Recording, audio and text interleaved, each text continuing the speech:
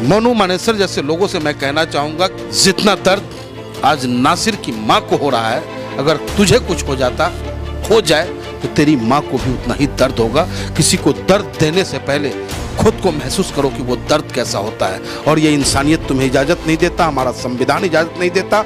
और अगर वाकई तुम्हारे हर अंदर हिंदुत्व है, जुनैद और नासिर की सांसें चल रही होगी।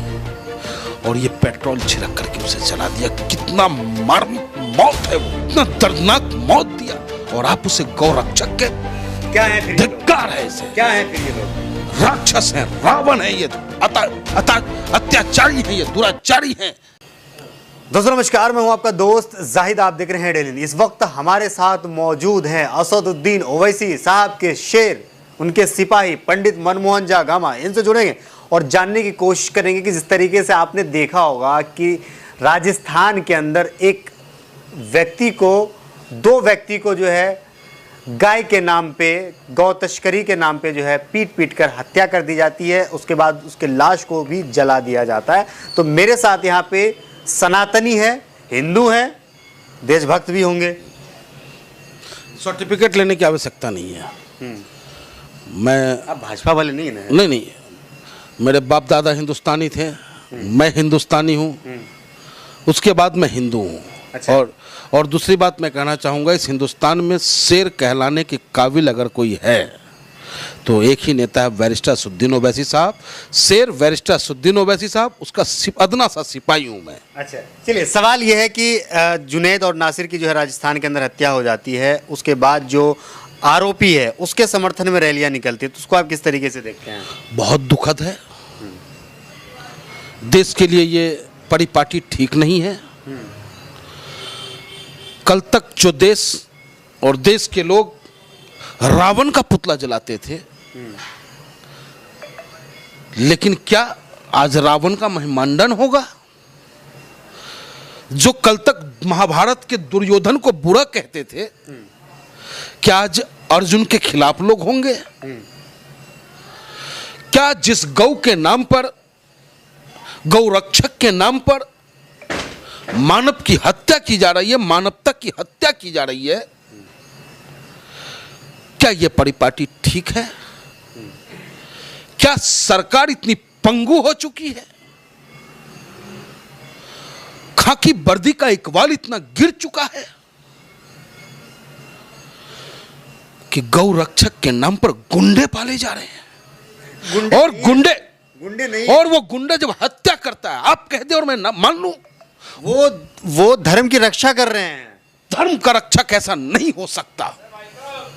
और आप गुंडों से हत्या करवाते हो, गुंडों के समर्थन में पंचायतें करवाते हो, आप सड़कों को जाम करते हो। शर्म आनी चाहिए। न ये लोग हिंदुस्तानी कहलाने के लायक हैं, न गौ रक्षक कहलाने के लायक हैं। हमारा देश वसुधैव कुटुंबकम का है साहब। हमारे देश में तो कहते हैं कि इस नदिया से उस नदिया मिलकर के एक साथ गंगा जमुना तहजीब की एक धारा बहती है, जहां रसखान भी भगवान कृष्ण का भजन करता है, जहां पंडित बिस्मिल्लाह भी अशफाकुल्लाह खान के साथ शहादत की फांसी के फंदे को चूम करके देश को आजाद दिलाता है, आजाद कराता है। आज उस देश में इस राजनीतिक दलों ने, सत्ता के दलालों ने, सत्ता की प्राप्ति के लिए हम भाइयों की हत्याएं करने पर जो आतुर हैं, उसका मैं विरोधी हूं। और जुनैद और नासिर की जो हत्या हुई है, उस हत्या की कल्पना आप करें कि उसे पहले तो बेदर्दी के साथ पीटा जाता है। जब उसे एहसास होता है कि ज्यादा पीट दिया, तो हरियाणा पुलिस को दिया जाता है। पुलिस वहां भी हाथ खड़ी करती है, क्योंकि उसे लगता है कि मेरी नौकरी चली जाएगी, इतनी पिटाई हो गई है। और निश्चित रूप से जुनैद और नासिर की सांसें चल रही होगी। और ये पेट्रोल छिड़क करके उसे जला दिया। कितना मर्म मौत है वो, कितना दर्दनाक मौत दिया। और आप उसे गौ रक्षक कहते हैं। क्या है फिर? धिक्कार है इसे। क्या है फिर ये लोग? राक्षस है, रावण है, ये अत्याचारी हैं, ये दुराचारी हैं, जिनको, अरे तुम एक तरफ भगवान की बात करते हो, गौ की बात करते हो, और हम सब तो उसी के बनाए हुए बंदे हैं। चाहे वो राम हो, चाहे रहीम हो, अल्लाह हो या महादेव हो, सब एक हैं। नाम हम अलग अलग पुकार लेते हैं। आपका नाम हो सकता है कि जुनैद हो, मेरा नाम हो सकता है कि राम हो। कल को अगर आपकी माँ के पेट से हम आए हुए थे तो मैं जुनैद होता और आप राम होते। तो माँ, जितना दर्द राम की माँ को होता है उसकी औलाद के जाने के बाद, जितना दर्द राम की बेटी को होता है उसके बाप के जाने के बाद, उतना ही दर्द आज जुनैद की भी माँ को हो रहा है। जुनैद और नासिर के ऊपर भी एक आरोप ये लग रहा है ना कि वो लोग गौ तस्करी करते थे।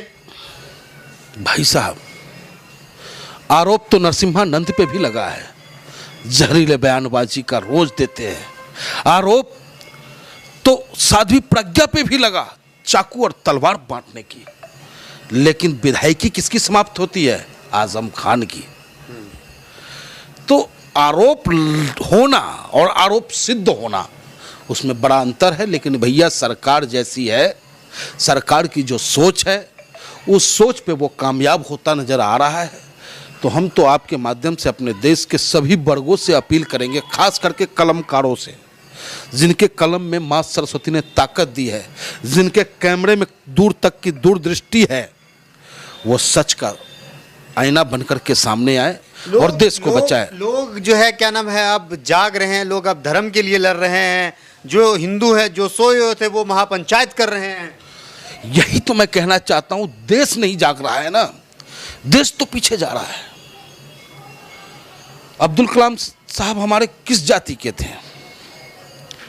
मौलाना अब्दुल कलाम आजाद साहब किस जाति के थे? उनको मुस्लिम थे, किस जाति थे? वो भारतीय थे, जाति से ऊपर उठ चुके थे वो। और हमारे देश में अबुल कलाम आजाद और डॉक्टर अब्दुल कलाम साहब जैसे लाखों लोग बनने को तैयार बैठे हैं, लेकिन इनकी उदंडता की वजह से हिंदू राष्ट्र बनने जा रहा है। अब उसके बाप का राज है कि हिंदू राष्ट्र कह दिया और बन गया। देश धर्मनिरपेक्ष है हमारा। हम अपने देश को तालिबान नहीं होते देखना चाहते। हम नहीं चाहते कि हमारे कहाँ कोई देश है। मुसलमानों को देखिए 56 कंट्री है, ईसाइयों के पास 100 यही तो हमारे देश के पास कहाँ कोई देश? हमारे देश की यही तो खूबसूरती है। आज दुनिया में हमारा स्थान इसीलिए तो है कि हमारे यहाँ हर धर्म। अब देखो, आपको घंटा का आवाज सुनाई दे रहा होगा, आरती की आवाज सुनाई दे रही होगी। अभी थोड़ी देर पहले अजान समाप्त हुआ है। तो ये हमारे देश की खूबसूरती है। और जब अजान कान में पड़े, घंटा बजे और गुरुद्वारा से गुरबानी हो और चारों तरफ चेहरा मुस्कुराता हुआ हो, एक दूसरे को देख करके सलाम वालेकुम, राम राम, सत श्री अकाल करते हो, तो कितनी खूबसूरती होती है।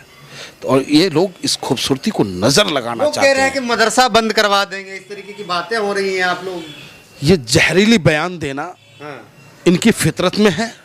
हम और आप इनकी जहरीली बयानों पे ध्यान ना दे।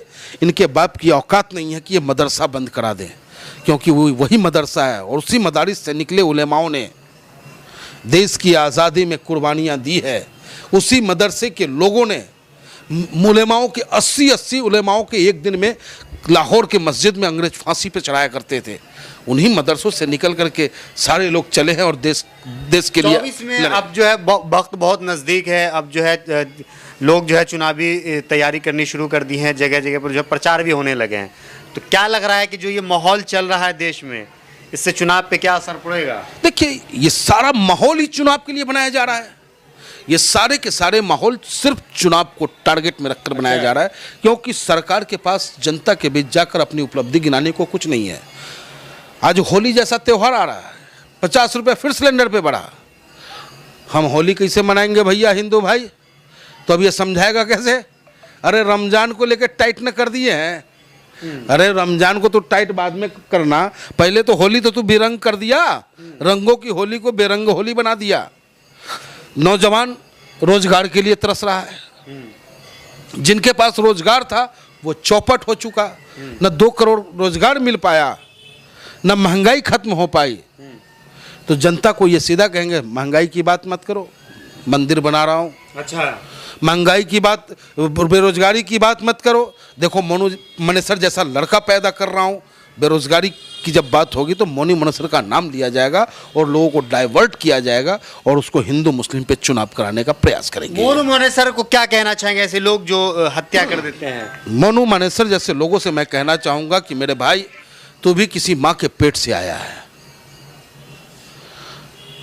जितना दर्द आज नासिर की मां को हो रहा है, अगर तुझे कुछ हो जाए तो तेरी मां को भी उतना ही दर्द होगा। किसी को दर्द देने से पहले खुद को महसूस करो कि वो दर्द कैसा होता है, और ये इंसानियत तुम्हें इजाजत नहीं देता, हमारा संविधान इजाजत नहीं देता। और अगर वाकई तुम्हारे हर अंदर हिंदुत्व है तो मानव की सेवा कर, मानव से नफरत मत कर। और मोनू मानेसर जैसे लोगों पर ये सरकार पाबंदी लगाई, ये हमारी मांग है। अच्छा, किस तरीके की सजा मांगते हैं आप? देखो जी, हम ये तो नहीं कहते कि सर के बदला सर दे दो, लेकिन इतना जरूर कहेंगे कि धारा 302 के तहत उस पर फास्ट ट्रैक में मुकदमा चलना चाहिए और ये परिपाटी समाप्त हो जाए कि गौ रक्षा के नाम पर, मॉब लिंचिंग के नाम पर मानवता की हत्या कोई करे। चलिए, धन्यवाद। तो हमारे साथ पंडित मनमोहन झा गामा जी जुड़े होते हैं बातचीत करने के लिए। आपको क्या लगता है इस वीडियो के कमेंट सेक्शन में जाइए, कमेंट करके आप भी अपनी राय जरूर दीजिए। वीडियो अगर आपको अच्छा लगा हो तो इसे लाइक और शेयर जरूर कीजिएगा। जय हिंद, जय भारत, अपना ख्याल रखिए, हंसते रहिए, मुस्कुराते